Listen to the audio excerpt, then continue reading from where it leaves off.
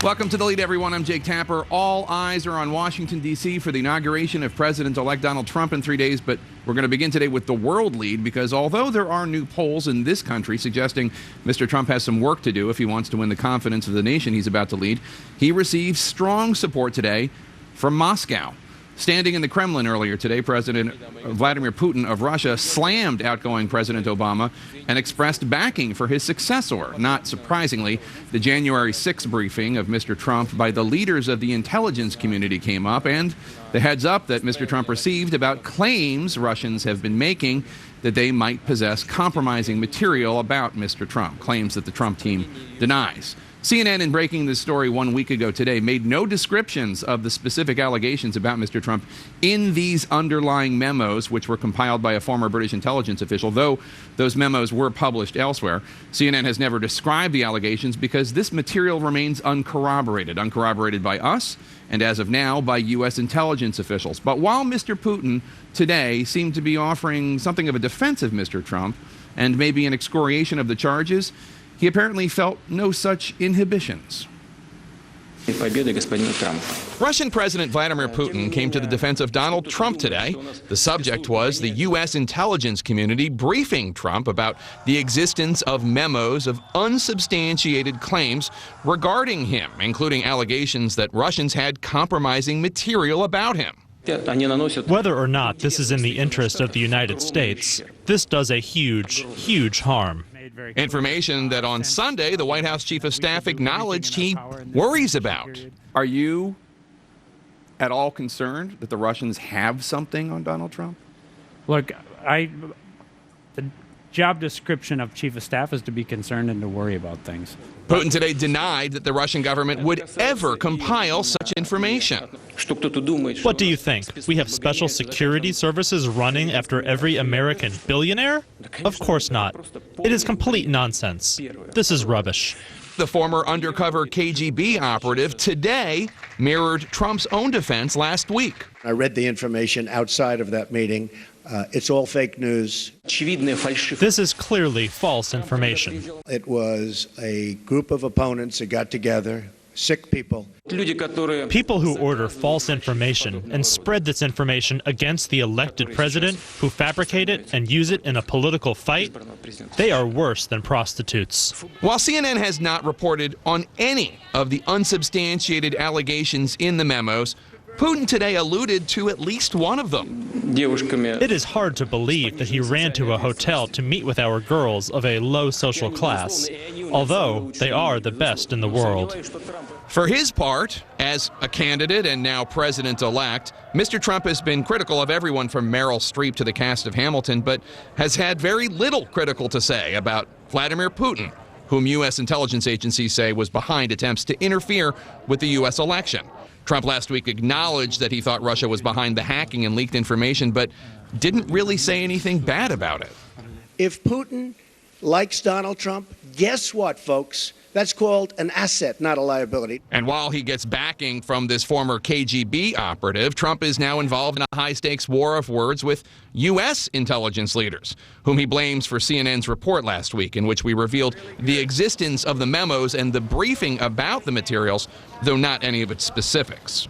I think it was disgraceful that the intelligence agencies allowed any information that turned out to be so false and fake out.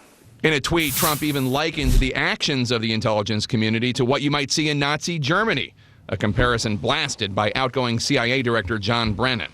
Brennan has recently been publicly raising doubts about whether the president-elect understands how his seemingly impulsive tweets and remarks might impact national security. Spontaneity is not something that protects national security interests, and so therefore when he speaks or when he reacts, he has to make sure he understands that the implications and impact in the United States could be profound. Let's talk more about this with the former director of the CIA and the National Security Agency, General Michael Hayden. He's been a critic of the president-elect. General, thanks so much for being here. We appreciate it. So first, big picture. President-elect Trump being praised by the former top official of the KGB, and in a war of words with our own intelligence agencies, specifically the CIA. How did we get here? So let's play on the American side first, Jake. Look, there's always tension between the intel guys and the policy guy. The guys over here are fact-based, he's vision-based. World as it is, world as we want it to be. Inherently inductive, inherently deductive, inherently pessimistic, inherently optimistic. So this happens all the time, and you go through it in every transition. This particular president-elect exhibits these characteristics over here, this confidence in his own kind of visionary intuition, far more than any other previous president. So I think we all knew in the intelligence community this was going to be hard. It's our great misfortune that the first time we come into contact with this dilemma, which we knew was going to come, it's on an issue that is used by others to actually question the legitimacy of his presidency. This is an absolutely perfect storm, and we've seen the results of it inside the American government. Have you ever seen anything like what Vladimir Putin did today in terms of his defense of Donald Trump and his attack on both President Obama and the intelligence community here in this country? No. We're off the map in terms of both our situation here, our circumstances, and what the Russians are doing. Now, look, I think Putin's a fairly smart guy, at least tactically. I think he understands his coming out and saying those kinds of things really are not viewed as a vote of confidence back here in the United States for the president-elect. I think it's just a continuation of his campaign to continue to poke and meddle and to mess with our heads in terms of the American political process. And also what you heard Vladimir Putin say, going into detailed allegations, saying they weren't true, but then describing them. Right. I mean, that's fairly pernicious. No, it is. And again, back to messing with our heads. Let's go back to the original covert influence campaign, which this certainly wasn't probably the most successful in recorded history. It wasn't all that covert. I mean, the Russians actually got an added impulse to their efforts by having plausible deniability, but in essence allowing everyone to pretty much see who was pulling the strings. Let's go back to that briefing where the intelligence chiefs told President-elect Trump about the existence of this information. They didn't provide the actual memos. They gave him a 2-page synopsis of them.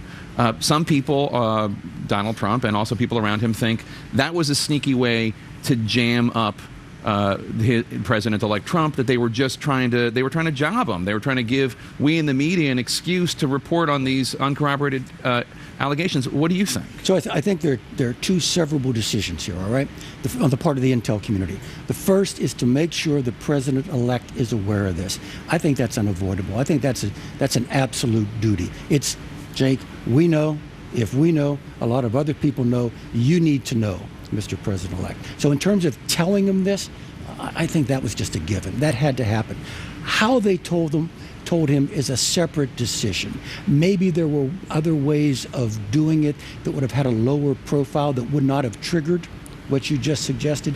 But the fact they told him, I think, is a product of duty and nothing else. What do you make of the fact that when I asked the White House Chief of Staff, are you worried that the Russians have something on Trump, he said his response was, "It's my job to be worried." Yeah, look, Dennis has to be cautious. I mean, if but it's a yes. Well, actually, no, it's not a no. Right. Okay. All right? He can't say yes. But then again, a man in his position of responsibility can't issue the categorical "No, there's nothing to see here, folks. Move along," because he doesn't know that either. Yeah.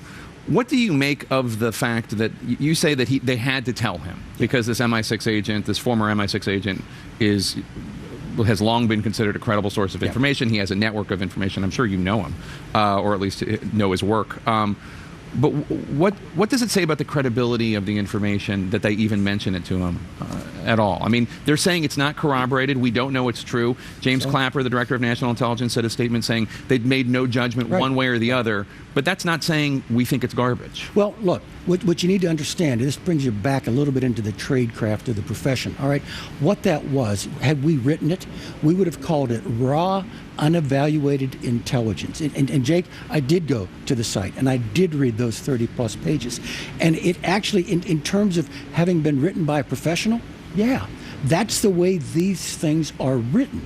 But that's why we call it uncorroborated. All right? So, I mean, it has some existence inside of our community, but it's really a great deal of distance away from any kind of conclusions. What we do normally then is to take that data and begin to compare it against other information we have. And one thing that's not visible on the website is, who are these guys? How much access do they have?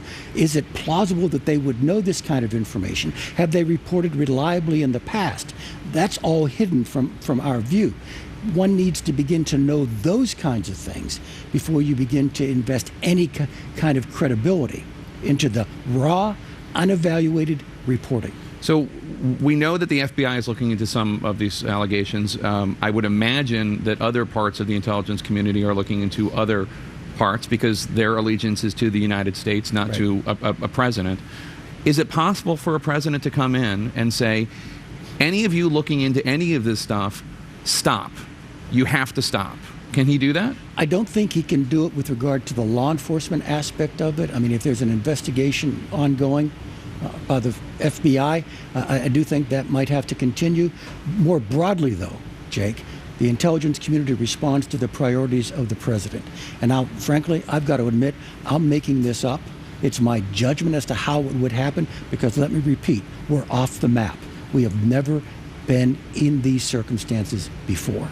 Okay, I didn't find this interview reassuring at all. Thank you very much, General Michael Hayden. I appreciate it. Coming up, will Donald Trump's first 100 days be an uphill climb? The new poll numbers just days before he is sworn into office. Stay with us.